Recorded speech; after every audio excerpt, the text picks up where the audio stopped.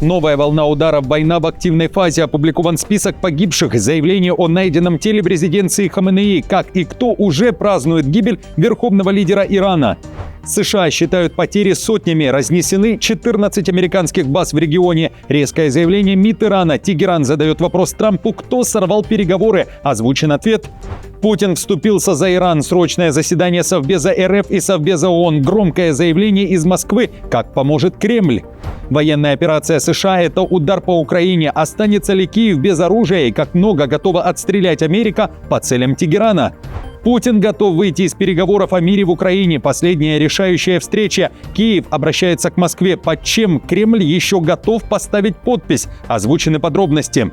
Активное привлечение иностранцев в ряды ВСУ. Казахстан переведен в режим повышенной готовности. Масштабные протесты в Европе и рецепт того, как в этом мире не сойти с ума. Чего не стоит делать. Об этом и не только досмотрите. Друзья, всем привет! Это «Время Прядку». Коротко, четко и по делу о том, о чем говорят в мире. И я начинаю.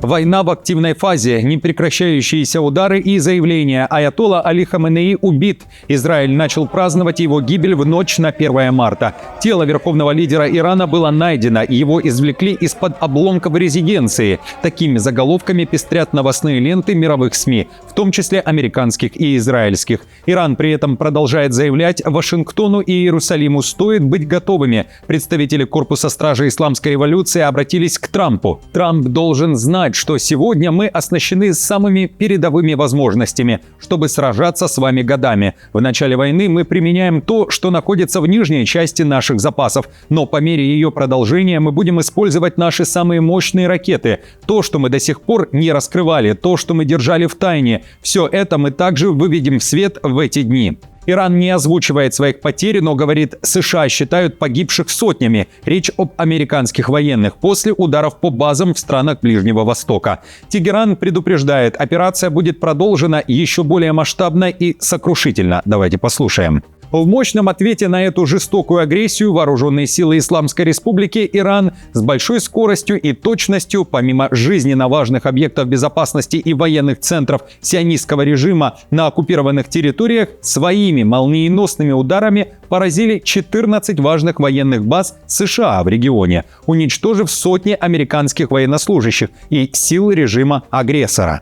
Глава МИД Ирана, несмотря на информацию о гибели аятоллы, которая появлялась время от времени на протяжении всей субботы, уверяет, что Тегеран действительно имеет потери. В частности, среди гражданских. Он упомянул удар по школе. Кроме того, вспомнил и про военных. При этом Аббас Аракчи в эфире NBC News подчеркнул, что высшее руководство страны, включая аятоллу Хаменеи и президента Пезешкияна, не пострадало. Аракчи заявил, ответные удары Ирана – это самооборона в ответ на акт агрессии.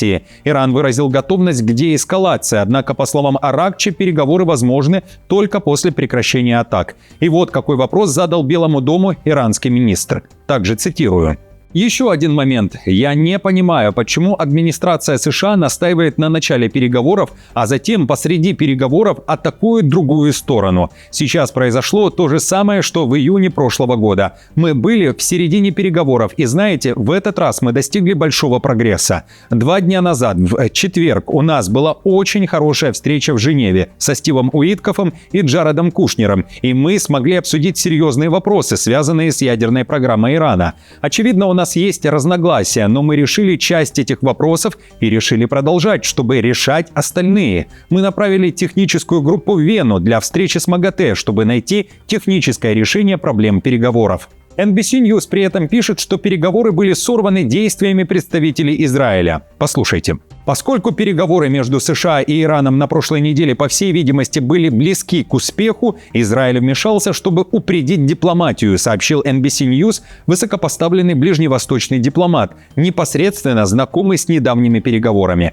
И снова, когда переговоры приближаются к успеху, Израиль вмешивается, сказал дипломат, добавив, и снова израильский хвост виляет американской собакой. США официально заявляют, успешно отразили сотни иранских ракетных и дроновых атак, потерь и ранений среди американских военных нет, ущерб объектам минимален и не влияет на их работу. Операция «Эпическая ярость» или «Рев льва» идет по плану. Опять же, судя по информации американских и израильских СМИ, а также других независимых источников, верховный лидер Ирана погиб. Кроме того, погибли и члены его семьи. По сообщениям иранских источников, были убиты зять и невестка Хаменеи. Утверждается, что резиденция Хаменеи стала одной из первых целей атак. Известный израильский журналист пишет, кто именно стоит за ударом по Хаменеи. Цитирую. Израиль, а не США, нанес удар по Хаменеи. На комплекс было сброшено 30 бомб. Военный секретарь Хаменеи мертв и, по-видимому, погибли также члены семьи. Хаменеи почти наверняка мертв.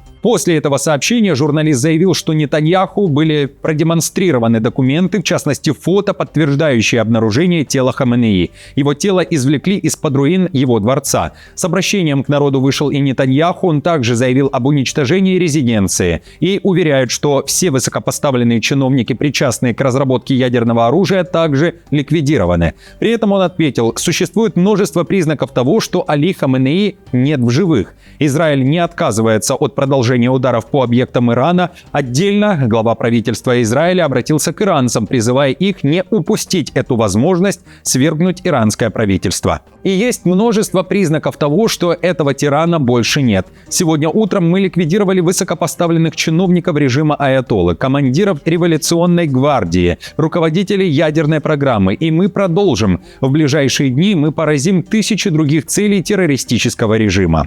Однако возможность народного восстания в Иране, пишет Аль-Джазира, и свержение правительства даже по оценкам израильской разведки крайне сомнительно. Израиль при этом опубликовал список тех, кто погиб в результате ударов. Это командующий воздушно-космическими силами КСИР, начальник Генштаба вооруженных сил Ирана, командующий силами ПВО, глава разведывательного управления, заместитель министра внутренних дел и глава Иранской организации оборонных инноваций и исследований.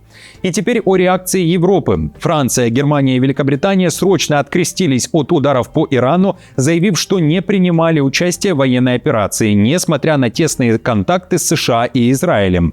Заявление лидеров Евротройки звучит так. Мы самым решительным образом осуждаем иранские атаки на страны региона. Иран должен воздержаться от неизбирательных военных ударов. Мы призываем к возобновлению переговоров и настоятельно призываем иранское руководство искать решение путем переговоров. В конечном счете иранскому народу должно быть позволено самостоятельно определить свое будущее. ЕС выразил серьезную обеспокоенность развитием ситуации вокруг Ирана и подтвердил приверженность региональной безопасности и стабильности. Урсула фон дер Ляйен и Антонио Кошта подчеркнули, что ядерная безопасность и сохранение глобального режима нераспространения имеют критическое значение. Евросоюз также призвал все стороны к максимальной сдержанности, защите гражданских и соблюдению международного права. Путин при этом вступился за Иран, но не военным способом. Кремль провел срочное совещание с членами Совбеза РФ, а после Москва выпустила официальное заявление. Действия Вашингтона и Иерусалима назвали безрассудным и неспровоцированным актом. Далее фрагмент заявления МИД РФ. Вашингтон и Тель-Авив в очередной раз затеяли опасную авантюру, которая стремительно приближает регион к гуманитарной, экономической и, не исключено, радиологической катастрофе. Намерения агрессоров понятны и декларируются ими вполне открыто – разрушить конституционный строй и уничтожить руководство неугодного им государства, которое отказалось подчиняться силовому диктату и гегемонизму. Отмечу, что ночью прошло экстренное заседание ООН, созванное Францией, Китаем и Россией, на котором обсуждалась ситуация вокруг Ирана. Перед этим заседанием Трамп заявил, что Хаменеи мертв, назвав его одним из самых злых людей в мире. Иран уже ближе к утру 1 марта официально заявил, Али Хаменеи действительно мертв, он погиб в результате ударов. При этом Тегеран выразил слова благодарности России, Китаю и Пакистану за их позицию, озвученную в ООН. Силовики переведены в режим 24/7. Президент Казахстана Токаев приказал готовиться к экстренному сценарию. Секретарь Совбеза Гизат Нурдаулетов вместе с силовиками и профильными министерствами должен представить план действий на случай обострения ситуации вокруг Ирана и потенциальных угроз стабильной обстановки в Казахстане. Как сообщает пресс-служба Токаева, все силовые ведомства в боеготовности и переведены на круглосуточный режим службы. По поручению главы государства все силовые ведомства уже переведены переведены на круглосуточный режим работы, в правительстве под кураторством Министерства иностранных дел приступила к работе специальная мониторинговая группа. Акимам регионов поручено предусмотреть меры с учетом складывающейся ситуации на Ближнем Востоке.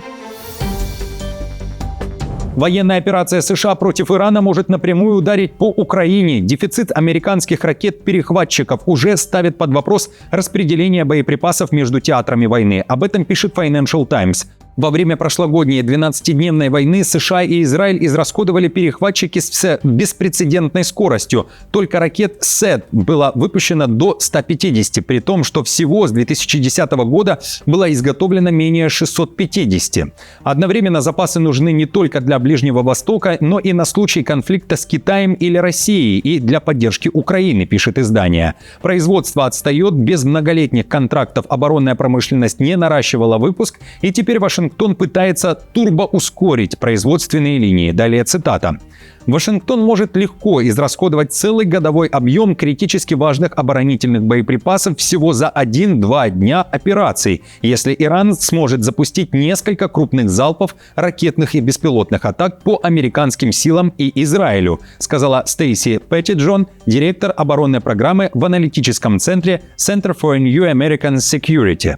Официальное лицо заявило, что вероятность того, что иранские ракеты исчерпают оборонительные боеприпасы американских военных во время боя, невелика. Россия готова выйти из переговоров по Украине, если Киев не сдаст Донбасс. Об этом пишет Bloomberg со ссылкой на свои источники, близкие к Кремлю. И уточняют, что переговоры, запланированные на следующую неделю, станут решающими в вопросе о том, смогут ли стороны согласовать условия прекращения войны. И если Зеленский не согласится, то Путин отдаст приказ выйти из переговорного процесса. При этом вот к чему готова Москва. Цитирую. «Россия готова подписать проект меморандума о мирном соглашении, если Украина согласится вывести войска из восточной части Донецкой области», сказал один из источников. После этого быстро последует саммит президента Владимира Путина, Дональда Трампа и Владимира Зеленского для подтверждения сделки, что приведет к взаимному отводу российских и украинских армий, добавил источник.